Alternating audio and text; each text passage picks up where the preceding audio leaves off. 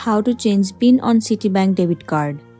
So the very first thing you want to do is to head over to any of the web browser and then open the site citi.com. Find the login form on the main page. You need to enter your user ID and password and then log into your account. Now you should see the dashboard of your CitiBank account. On the dashboard in the left menu, find your checking account and click on it. On the account page, you can see the balance and other informations.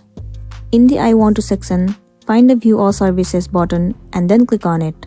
Then on the Banking Services page, find the Reset ATM Debit Card PIN button and click on it.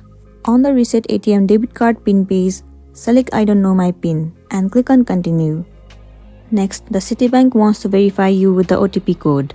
It will send the code on your phone as a text message. Tap on Continue. And in a few seconds, you should receive the verification code. You have to enter that code and then click on Continue. And then it will land you on the interface where you will be able to create your new PIN.